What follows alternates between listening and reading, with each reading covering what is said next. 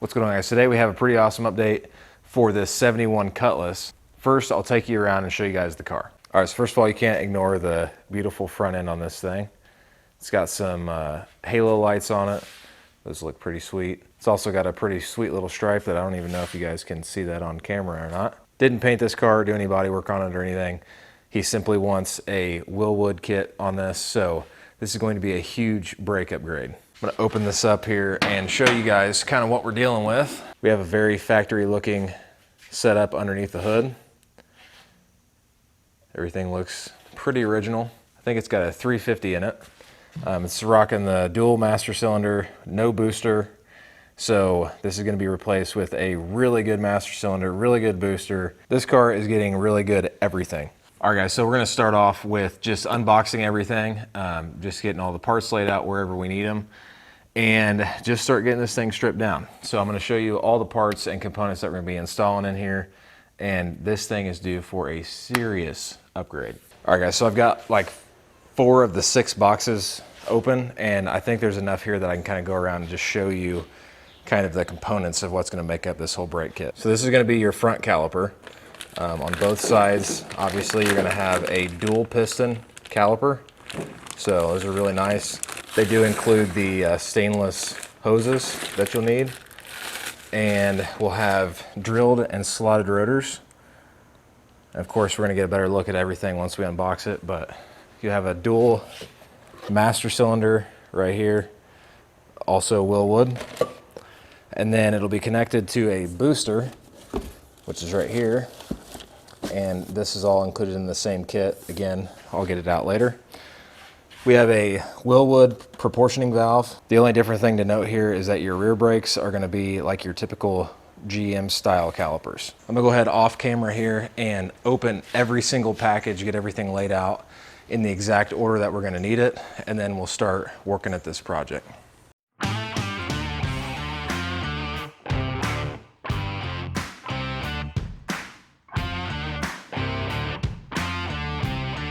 All right, guys, so we have everything pretty much stripped out of here as far as brakes go.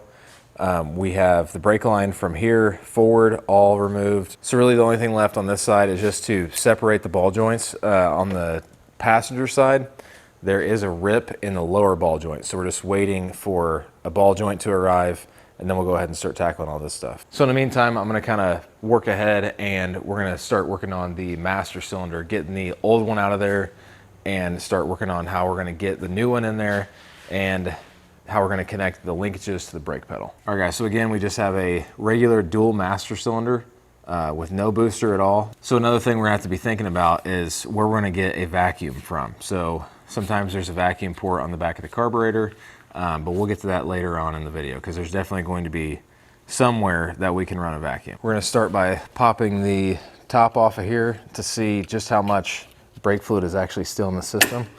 So I think I drained most of it from the front whenever I took the brakes off of the front side. So yeah, so the back is still full. All right, guys, so I've got the old master cylinder removed. I went ahead and used a syringe to try to get some of the brake fluid out of the reservoir. That way I didn't spill it on the car or anything. It was essentially 2 bolts up there on the master cylinder, and then you had to crawl under here to your brake pedal assembly.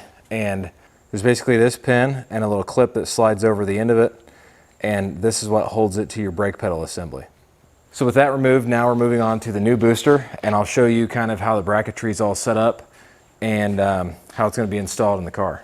All right, guys, so basically what you're seeing here is the new booster, and there's a boot already installed on there. There's a rod that comes out. You've got this little piece right here that just gets threaded on the back. I would just kind of run this nut down far enough to where I think it's gonna work for our brake pedal.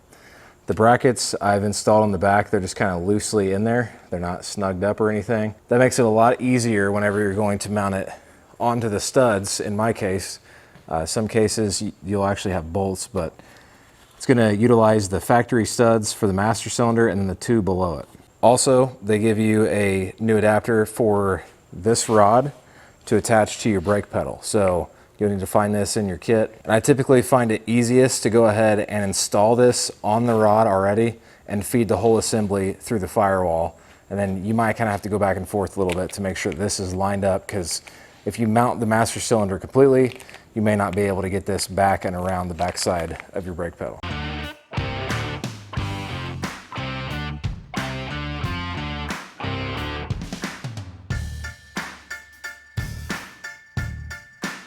I'm going to try to give you a shot of how this brake pedal assembly is supposed to look.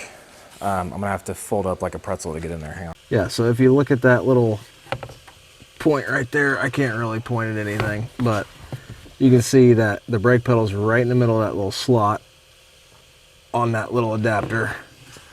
I'm going to get out of here. All right, so basically all you have to do now is make sure that the pedal travel, like when the brake pedal is pulled all the way up to where it's supposed to be, that you have full range of motion. So that means you should be like completely bottoming out the master cylinder. So that's why I kind of wait until the master cylinder's in, and then I'll make all my adjustments from there. So again, that's why the threaded rod's nice, because it's got the connector on there. So you can get it kind of just roughed in ideally where it's supposed to be. But you'll never really know where your full pedal travel is until you get the master cylinder actually put in there. And you'll actually be able to feel the piston actually bottom out. All right, so with that being said, we're gonna go ahead and try to mount our master cylinder up. This is really just for mock-up purposes, because we are gonna take it back off and you're gonna have to bench bleed the master cylinder. This is a huge step that I've seen people skip, and they have all sorts of problems because their master cylinder will never really build pressure unless the air is evacuated from the bottom. This is one of those lessons learned, so make sure you take it over to the bench bleed it, and I'm gonna show you how to do that whenever we get to that step. But first, let's go ahead and mock up the master cylinder. All right guys, we've got the master cylinder in there, and now we're gonna be going inside the car again to just tighten up our brake pedal assembly to the rod that's on the booster. So, and that'll tie this whole thing in. And again, we are gonna have to unmount this, but let's go ahead and snug it up. We're gonna handle the master cylinder here in a second, but first we've done our upper and lower ball joints. It's just a castle nut, take the cotter pin out, obviously, and then we've just supported this. That way the spring doesn't try to fly out or anything. One big thing I always do here is just leave the castle nuts on just a little bit so you can separate the ball joints, and then that way it's just a controlled release of that pressure. So, and now we can go through here, and this bottom one should be finger tight. And now that it's already separated, this should just pop right off like that. So we're gonna go grab our new stuff and get that mounted. And on this side, all of the ball joints and everything look good. So we're just going to install this. And then the top part, you just kind of pull down on and just kind of make sure everything's lined up. All right, so now that the bottom side is in, we're just gonna start the castle nut on here and thread it down just a little bit. That way you've got enough threads to keep it attached, but you can also have some play here that'll help you to guide the upper ball joint in. So sometimes it helps to lift a little bit more on the lower control arm while also pulling down on the upper, and you're just gonna have to kind of force it together and bolt it up. All right guys, so I've gotten the cover on as well as the bracket, and I'll show you a close-up on how that's supposed to go. The cover here goes on the outside. The bracket is like sandwiched between that and then the spindle. So now what we have to do is put our bearings in to our new rotor up front, and then our seals, you just tap those in with a block of wood or something to seal all that in. But obviously we're going to have to pack these with some grease first. We'll go back in and do our outer wheel bearing, so you'll see that all on time lapse.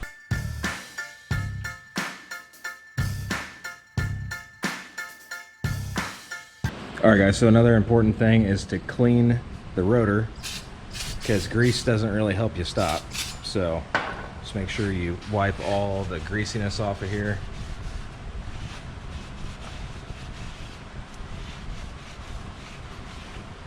I installed the outer bearing in there, and I just snugged everything up with the castle nut, put the cotter pin back through there, and then one thing I like to use for the dust cap here is I just like to use a socket that fits over and kind of hits the lip on the outside, and then just strike it with any hammer, and it does really good for driving that in.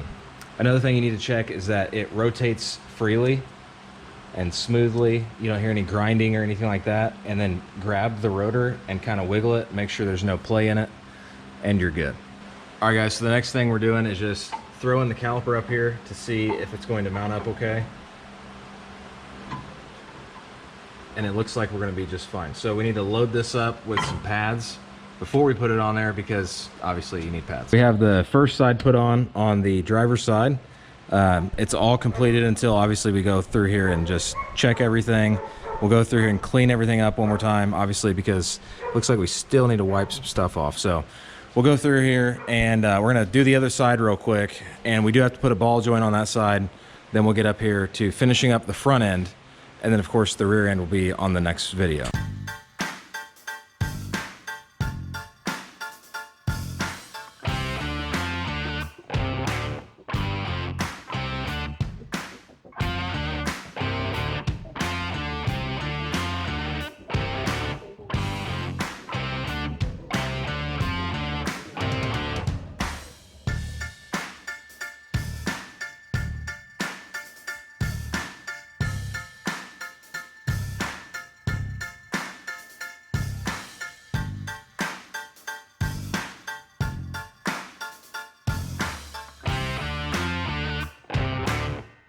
All right guys, so I've gotten both sides done on the front of the car, and again, the next video will be the rear of the car. But the last thing to do with this to finish up the master cylinder install is just to bench bleed it like I was talking about earlier. All right guys, so this part is really pretty simple. Basically, you're just going to put this hose over this little barbed fitting. They give you these two little plastic fittings here, and it's just got a little barb on one end, and if you can get that fit over there, okay? Same way with right here. Over the top, there's a little clip that they give you, and it just pretty much pinches onto this little center section. And then you're gonna run the tubes down through here and make sure that they've got enough angle to where they're gonna be in fluid whenever you add fluid to this thing. Okay, so we've got some .3 brake fluid.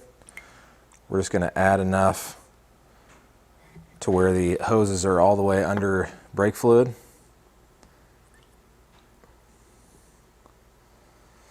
Okay.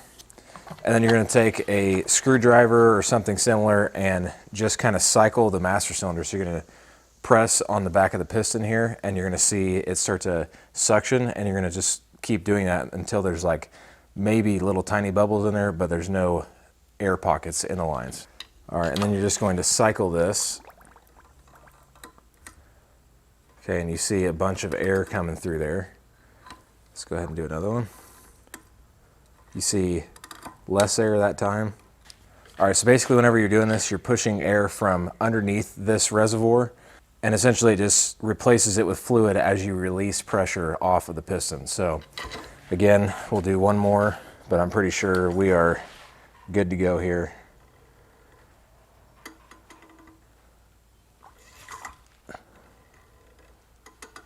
You're gonna have a little spill on the ground here, but that's fine. All right. Now you can see it's dripping slowly. That's kind of what you want. That means that there's actually fluid down in that bottom section. So what we're going to do now is just install the proportioning valve back onto there, and then we'll be ready to put it back into the car. All right guys, so we've gotten the master cylinder all buttoned up. We also have the wheels back on. The front brakes are completely done. And the only thing we have left is the plumbing, which we're going to do in the next video whenever we tackle the rear brakes. Which, if I'm being completely honest, they're already done, but I'm working on 2 videos at the same time. So anyways, the dual master cylinder is all good to go. We are separating the front brakes left and right. So the left will have its own line that runs to the left side. The right will have its own line that runs to the right side. And there'll be one line that goes all the way back for both of the back brakes. Again, that's the only thing I have to do to button this whole thing up. And then we're going to do the emergency cable, and everything will be done. So I just wanted to kind of edit this video, get it out to you guys, and do a 2-part thing. That way it's not like one super long video. So anyways, I hope you guys like it. Let me know what you thought of the video. If you have any questions or anything, because I know these processes can kind of be tricky sometimes. So if you have any questions, let me know. You can go check out my Facebook page where I answer questions as much as I possibly can, and I'll put a link to that down in the description. Other than that, make sure that you subscribe to the YouTube channel because there's going to be tons of projects like this coming your way. And thank you guys for watching the video. I'll catch you guys in the next video.